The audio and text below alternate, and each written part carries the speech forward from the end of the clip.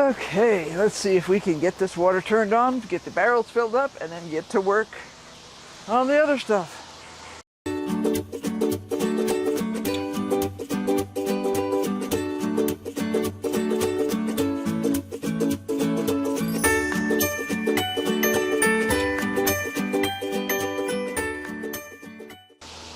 Yes. Let's see, that's on that. No, stay. Stay.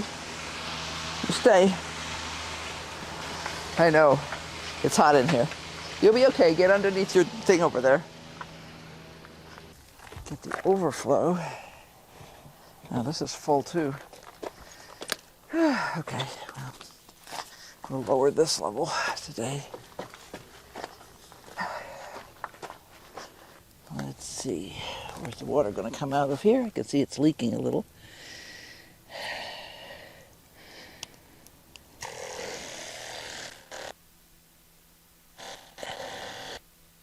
Okay. Here I am. Woo! Okay, let's see if we got water in there. Let's see if we got water. We should. And I brought your bone, Wolfus.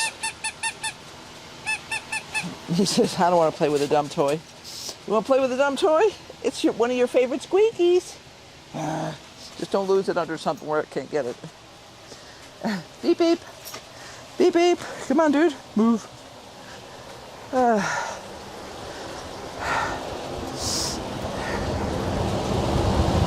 Okay.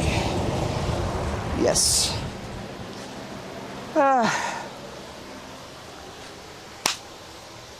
Hey everybody, it's Irene with BrainStormAcres, and obviously I am back in the greenhouse again.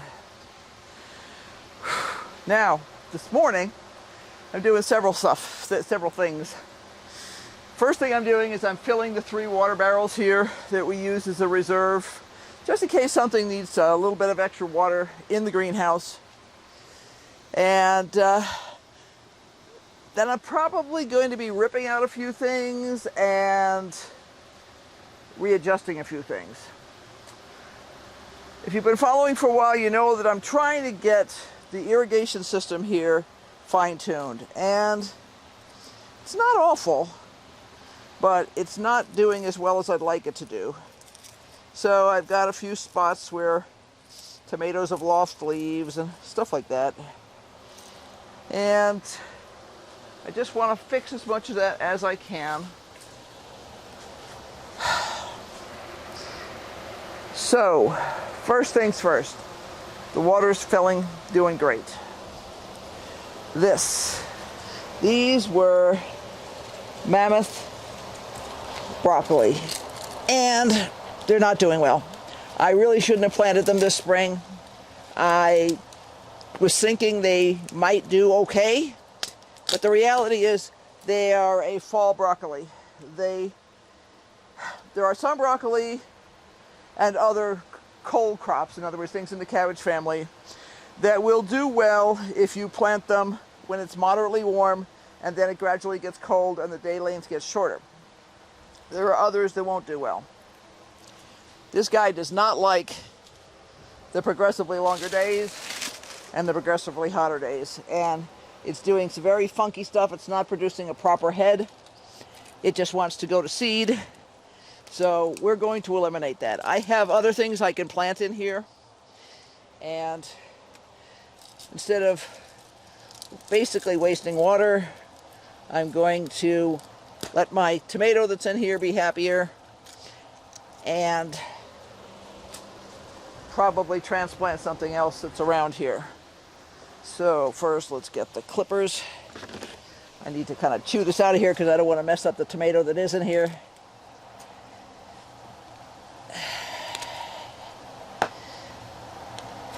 I need to put together a list. I've actually heard seed people talk about this.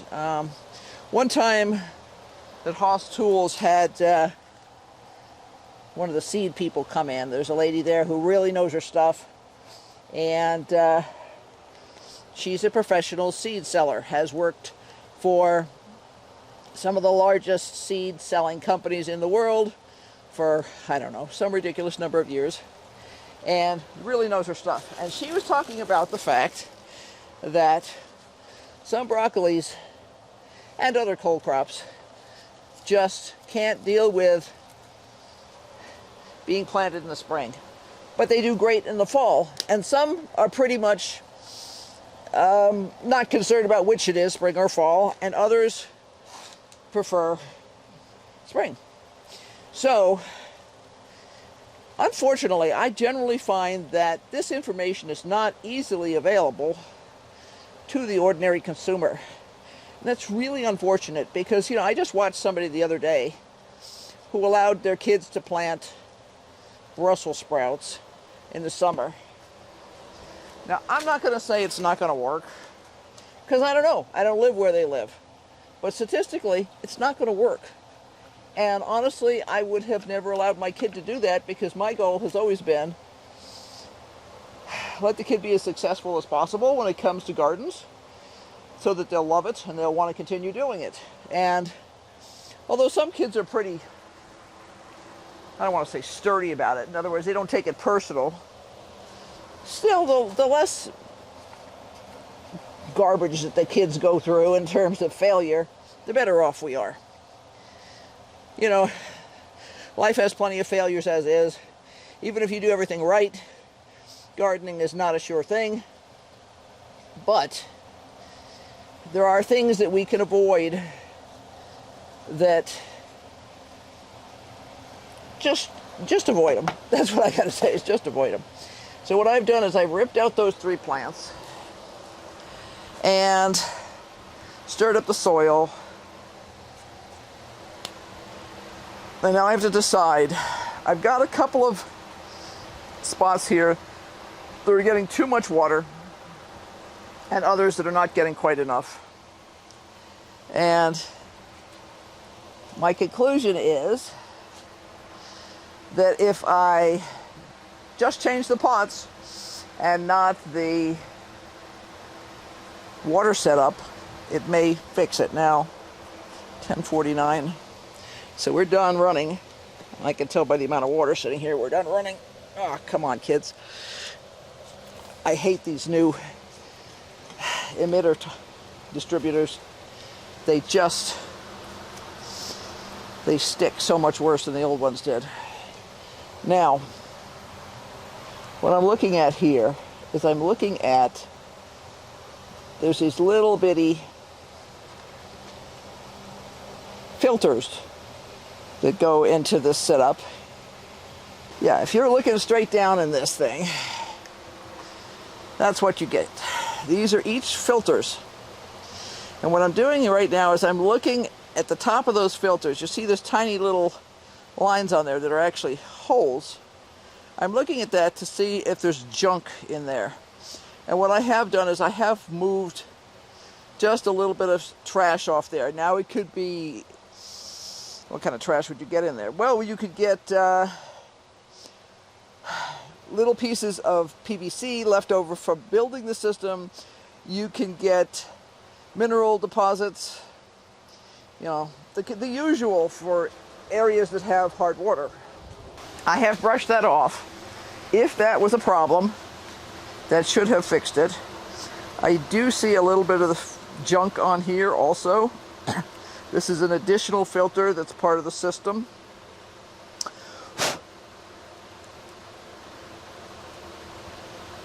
So I'm looking through here for any kind of little bits of debris that might affect the water flow.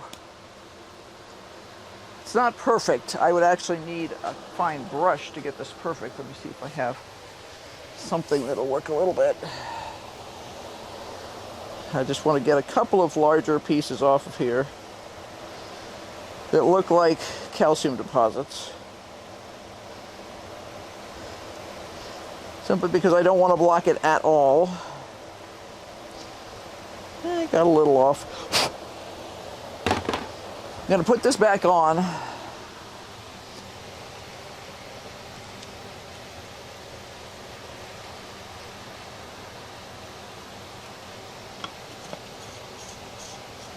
Now, we have 1, 2, 3, 4, 5, 6, 7, 8, 9, 10, 11, 12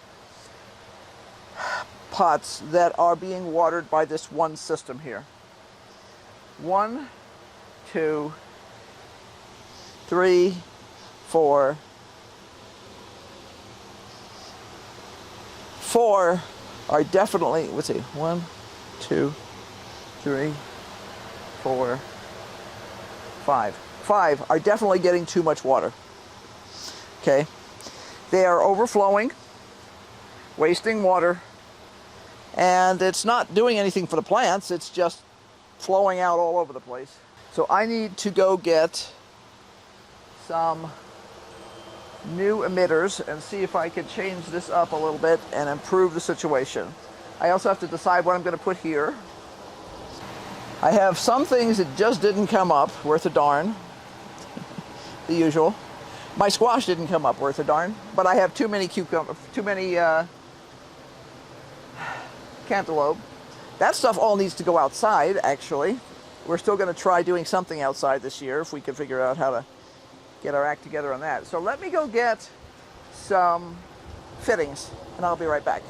I have my cute little case that has all my stuff in it. And I have some new emitters here. This gives out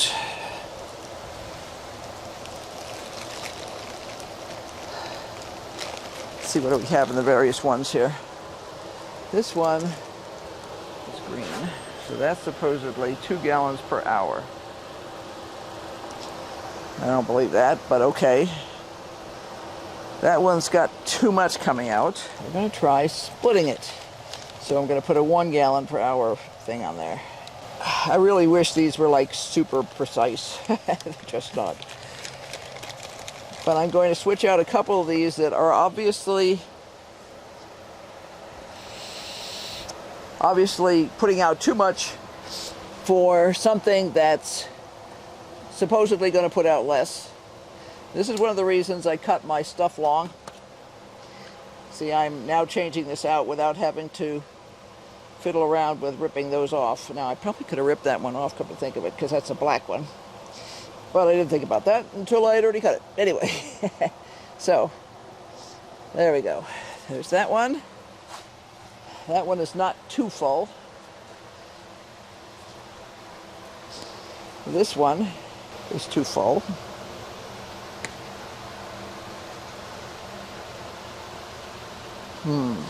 This actually may be the same emitter. My suspicion is that the position in this system is actually changing the amount of water it puts out.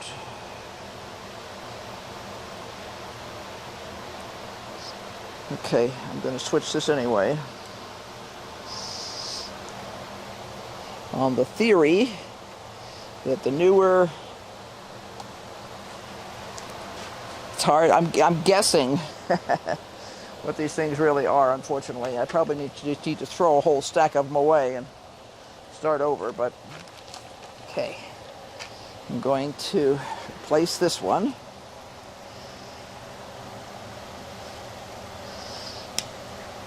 So I'm going to actually pour some of the water out of this one, and I'm going to use it someplace that's a little dry. My preference would be to get to the point where this would be really pretty equal between them. What I'm doing is I'm actually bending the saucer that's underneath this pot a bit. There's a certain amount of flexibility to them. They are plastic.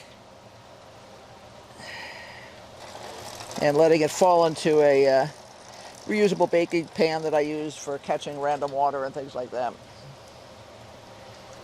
The reason I want to drain this down is I want to check tomorrow and know pretty accurately what's going on. And if I have a lot of leftover water, that'll be hard to guess. So it's important for me to get most of the water out of here. Oh, I need to check this too. I don't want to run my water over.